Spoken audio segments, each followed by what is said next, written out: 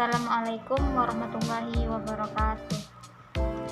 Sebelumnya perkenalkan, nama saya Cici Suharni, NIM 201666 dari Prodi Hukum Keluarga Islam. Baik, video ini saya buat untuk memenuhi tugas saya di mata kuliah Etika Profesi Hukum yang diampu oleh dosen saya yang bernama Bapak Joni Sandra, MH. Di sini saya akan sedikit menjelaskan tentang penegakan kode etik profesi hukum. Nah, sebelum kita membahas bagaimana dan apa itu penegakan kode etik profesi hukum, maka di sini saya akan sedikit menjelaskan atau terlebih dahulu saya akan menjelaskan tentang pengertian kode etik dan apa itu kode etik profesi. Nah, di sini kode etik terdiri dari kata kode dan etik, yang dimana kode berarti tanda yang memiliki makna dan disepakati bersama, sedangkan etik sendiri berasal dari bahasa Yunani ethos yang berarti watak, cara hidup dan adab. Nah, dari pengertian tersebut dapat kita simpulkan bahwa kode etik mengatur adab dalam bekerja yang telah disepakati bersama.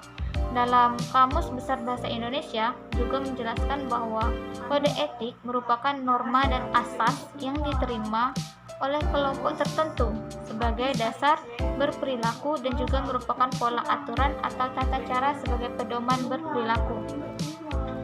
Nah, itu pengertian dari kode etik sendiri. Nah, di sini bedanya pengertian dari kode etik profesi. Nah, kode etik profesi sendiri mempunyai pengertian yaitu sebuah panduan yang digunakan oleh kelompok yang menjalankan suatu profesi tertentu. Nah, setiap anggota dalam profesi wajib mengikuti panduan tersebut dalam setiap kegiatan profesional. Setiap profesi memiliki kode etik profesionalnya sendiri yang harus diterapkan oleh anggota saat menjalankan profesi tersebut. Yang sangat penting dalam hal ini dalam mengelola keahlian dan keterampilan adalah masalah etika dalam bekerja. Kode etik profesi sendiri terdiri dari aturan yang menentukan hal-hal yang boleh tidaknya dilakukan oleh seseorang dalam menjalankan profesinya. Hal ini untuk menjaga profesionalisme lingkungan kerja dan membantu dalam menjalankan kedisiplinan dalam melaksanakan tugasnya. Nah, itu sedikit penjelasan tentang pengertian kode etik dan kode etik profesi. Di sini ada sedikit perbedaan yang dimana pengertian kode etik itu lebih pada umumnya dan etik profesi itu lebih kepada kode etik di dalam profesi tertentu yang harus diterapkan untuk bisa dijalankan. Ada tujuan kode etik profesi.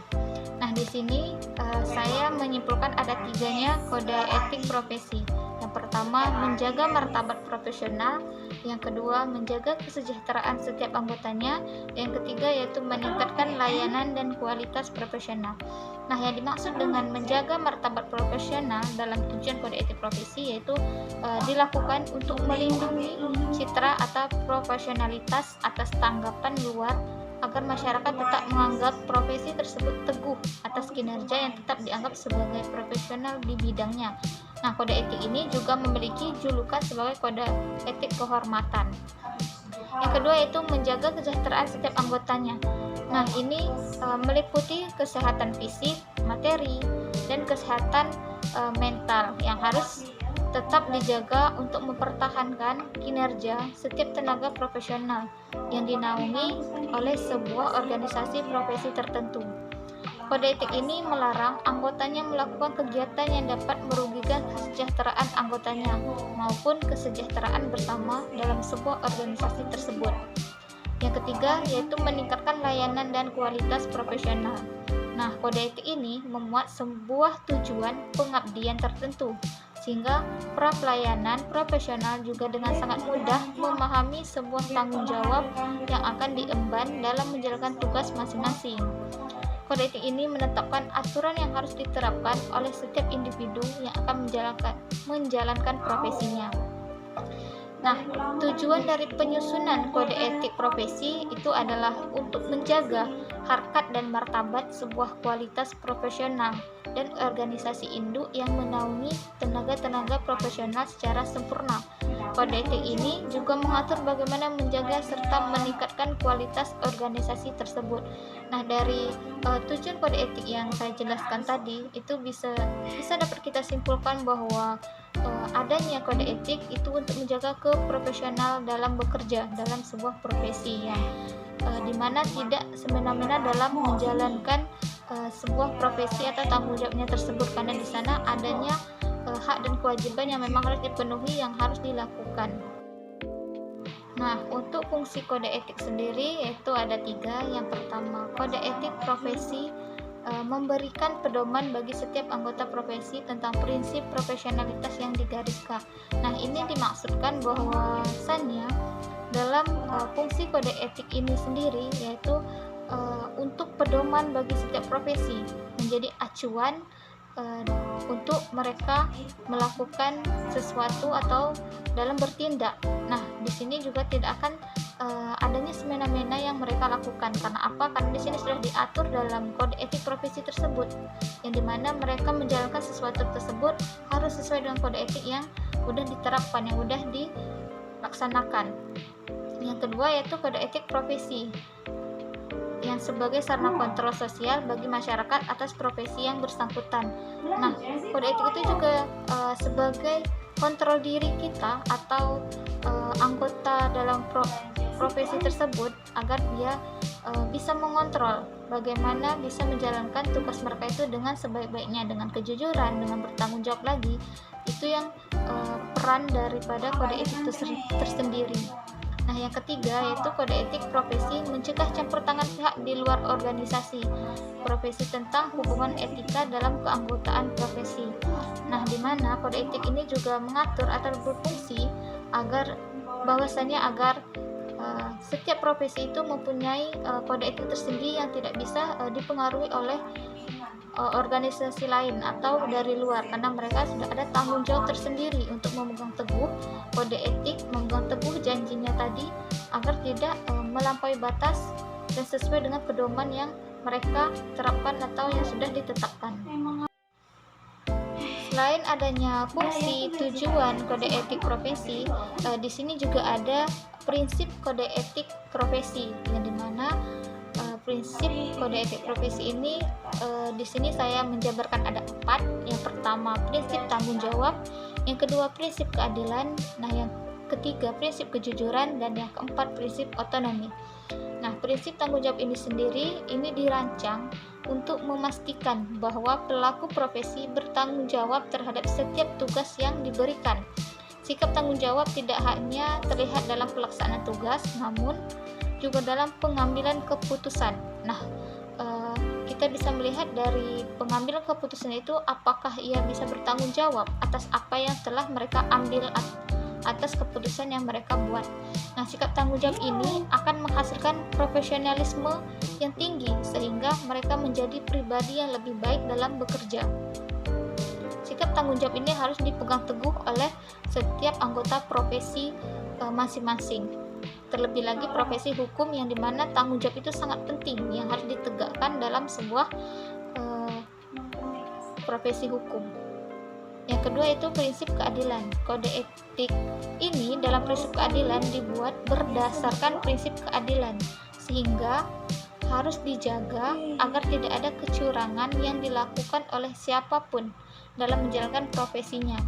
Sikap adil juga harus ditunjukkan dalam pengambilan keputusan, sehingga keputusan yang diambil dapat memberikan manfaat yang maksimal bagi kepentingan bersama. Yang ketiga yaitu prinsip kejujuran. Kejujuran atau integritas adalah prinsip utama dalam kode etik. Setiap pelaku profesi harus jujur dalam menjalankan tugasnya. Kejujuran sangat penting untuk menjaga reputasi dan memperoleh kepercayaan.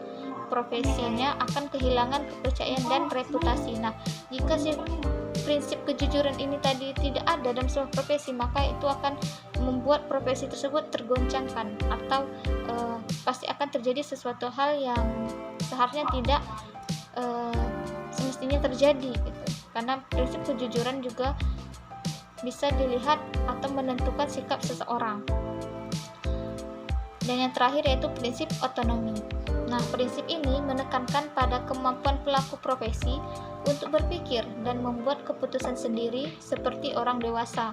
Mereka berhak untuk menolak bagian dari kode etik yang tidak sesuai dengan pandangan mereka atau memilih untuk mengikuti atau menentang kode etik yang telah ditetapkan. Nah, itu tadi 4 prinsip kode etik dalam profesi. Nah, yang terakhir, adanya peranan etika profesi dalam upaya penegakan hukum. Pada dasarnya, etika profesi mengandung nilai-nilai yang memberikan tuntutan tingkah laku. Demikian juga hukum. Hukum lebih menghendaki agar tingkah laku manusia sesuai dengan aturan hukum yang diterapkan. Sedangkan etika mengajar agar sikap batin manusia berada dalam kehendak batiniah yang baik. Nah, antara hukum dan etika mempunyai persamaan dan perbedaan. Nah, persamaannya yang pertama, keduanya memiliki sikap normatif dan mengandung norma-norma etik yang bersifat mutlak atau mengikat. Yang kedua, mempunyai tujuan sosial yang sama, yaitu agar manusia berbuat baik sesuai dengan norma masyarakat dan bagi yang melanggar akan dikenakan sanksi sesuai dengan apa yang mereka kerjakan. Nah, perbedaannya yaitu mengenai sanksi dalam etika profesi hanya berlaku bagi anggota golongan fungsional tertentu atau anggota suatu profesi. Nah, sedangkan sanksi hukum berlaku bagi semua orang dalam suatu wilayah tertentu, semua warga negara atau masyarakat tanpa membedakan satu sama lain. Nah, adanya hubungan antara hukum dan etik seperti mengenai ketentuan etik profesi yang mengharuskan profesi tertentu menyimpan rahasia. Nah, ini dalam pasal 170 KUHP disebut dengan istilah versioning arts, dan membocorkan rahasia tersebut merupakan tindak pidana. Nah, itu diatur dalam pasal 322 KUHP. Nah, itu tadi sedikit penjelasan dari saya mengenai tentang penegakan kode etik profesi hukum. Jika ada salah atau kurang dalam penyampaian, saya mohon maaf. Saya ucapkan atas kesempatan yang Bapak berikan kepada saya ucapkan terima kasih. Saya akhiri. Wassalamualaikum warahmatullahi wabarakatuh.